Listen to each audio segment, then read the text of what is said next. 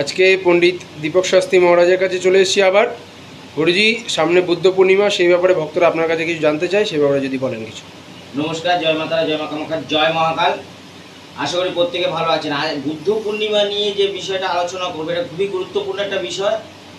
যাদের মনে করছেন অভাব-অনটন প্রচুর লেগে গেছে, ছেলে মেয়ে পড়াশোনায় মন বসছে না, ছেলে মেয়ে কথা শুনছে না, বাড়ির কোনো দিকের দিকে উন্নতি হচ্ছে না এবং বাড়ির সবার সাথে সমস্যা বা ঝামেলা ঝঞ্ঝাট লেগে আছে, বা যে কাজে যাচ্ছেন বাধা পড়ছে, তো আজকের এই যে টিপসটা বা গুপ্ত প্রয়োগটা দেবো, এই বুদ্ধ পূর্ণিমাতে করতে পারলে 100% 100% আপনাদের দারিদ্রতা দারিদ্র যে দারিদ্র শুরু হবে, মানে গরিবী বা সমস্যা, বা ধরুন আপনাদের যে অর্থের কষ্ট বা যে কোনো কাজে বাধা, সেটা কিন্তু দূর হয়ে যাবে। সন্তান পড়াশোনা করতে চাইছে না, কথা শুনতে চাইছে না, শুনবে।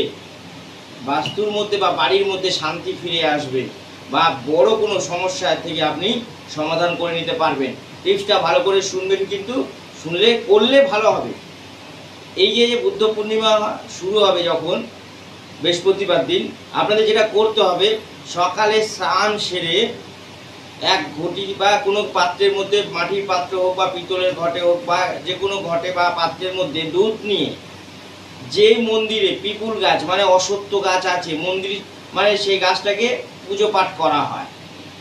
দেখবেন অনেক হনুমান মন্দির বা শিব মন্দির বা অনেক রকমের মন্দিরের সাথে দেখবেন পিপুল গাছ বা অশ্বত্থ গাছ থাকে। সেই গাছে দেখবেন অনেক কিছু আপনার ধাগা জড়ানো থাকে, অনেকে মনস্কামনা করে। তো সেই রকম গাছের কাছে গিয়ে, মানে সেরকম গাছের সামনে গিয়ে আপনাকে করতে হবে কি, ওই দুধটা ওই পিপুল গাছের গোড়ায় ঢেলে দিতে হবে। ঢালার সময় বলতে হবে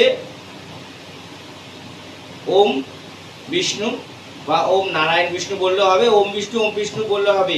কারণ এই দিনকে, এই বুদ্ধ পূর্ণিমাতে স্বয়ং নারায়ণের কৃপা বা স্বয়ং বিষ্ণুদেবের কৃপা প্রত্যেকে লাভ করতে পারেন। এই দুধটা ঢালার সময় এটা বলবেন, 11 বার বলতে পারেন, 21 বার বলতে পারেন, বলতে বলতে দেবেন।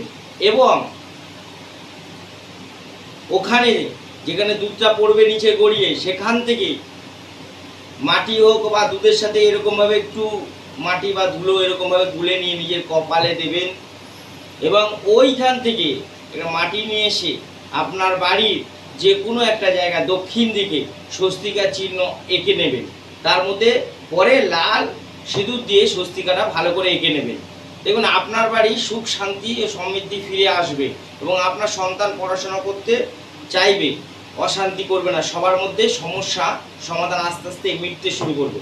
এছাড়া যেটা করবেন, এই দিনকেই যদি মনে করেন যে আপনারা এই বুদ্ধ পূর্ণিমাতে আপনাদের অনেক কিছু সমাধান করবেন, তাহলে ওই যে কোনো পিপুল গাছ থেকে 10টা না 10টা বা 11টা পিপুল পাতা বা অশ্বত্থ গাছের পাতা নিয়ে আসবেন। নিয়ে এসে তার মধ্যে লিখবেন জয় শ্রীরাম। এটা লিখে প্রত্যেকটার মধ্যে লিখবেন, কী দিয়ে লিখবেন, গেরুয়া সিঁদুর দিয়ে লিখবেন। লিখে এটাকে হনুমান মন্দিরে গিয়ে দিয়ে আসবেন। দেখবেন মিরাক্কেল, আপনার বাড়ির সন্তান কথা শুনতে ছিল না, কথা শুনবে, এবং পড়াশোনা করতে চাইছিল না, পড়াশোনা শুনবে। স্বামী স্ত্রীর মধ্যে মনোমালিন্য হচ্ছিল, সেটাও ঠিক হয়ে যাবে। আপনার দারিদ্রতা লেগে গেছিল, সেটাও ঠিক হবে এবং অর্থ আসবে, বাড়িতে শান্তি ফিরবে। 100% পরীক্ষিত করা। বুদ্ধ পূর্ণিমাতে এটা করে দেখুন। আর একটা কথা, এই বুদ্ধ পূর্ণিমাতে যদি পারেন 5টা ফলের সাথে 11 টাকা এবং 5 কিলো মুগ ডাল, 5 কিলো গোবিন্দভোগ চাল অবশ্যই দেবেন। তার সাথে অবশ্যই 3 গাঁট কাঁচা হলুদ দেবেন, 3টে কাঁচা টাকার কয়েন দেবেন। যে কোনো মন্দিরে গিয়ে দান করে দিয়ে আসবেন। দেখবেন আপনাদের বাড়ির সারা বছর আপনারা সুখে শান্তিতে থাকবেন। একদম বুদ্ধ পূর্ণিমাতে এগুলো করবেন। আর বুদ্ধ পূর্ণিমাতে পারলে সবাই একটু নিরামিষ খাবেন এবং অবশ্যই এই বুদ্ধ পূর্ণিমার দিন তুলসী গাছের গোড়ায় জল দেবেন। এবং তুলসী গাছের যদি 3 পাক দিতে পারেন ভালো, নত 3টে সুতো নেবেন, লাল সুতো বা হলুদ সুতো নিয়ে তুলসী মঞ্চে এইভাবে 3টে গিট দিয়ে রাখবেন। দেখবেন আপনাদের মনস্কামনা পূর্ণ হবে এবং ভালো হবে এবং অর্থের কষ্ট হবে না।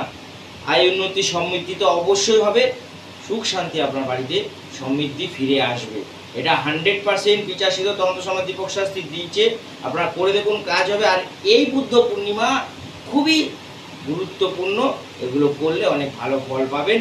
পারলে এই বুদ্ধ পূর্ণিমাতে নিরামিষ থেকে আমিষ না খেয়ে নিরামিষ খাওয়ার চেষ্টা করবেন পুজো পাঠ করার পর।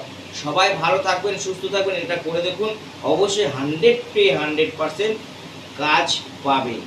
যদি চ্যানেলটা ভালো থাকে, যারা এখনও সাবস্ক্রাইব করেননি তারা অবশ্যই সাবস্ক্রাইব করে দেন আর বেল আইকনটা বাজাবেন। আশা করি আপনাদের কাছে আমার প্রত্যেকটা অনুষ্ঠান প্রথম পৌঁছে যাবে। সবাই ভালো থাকুন, নমস্কার, জয় মহাকাল।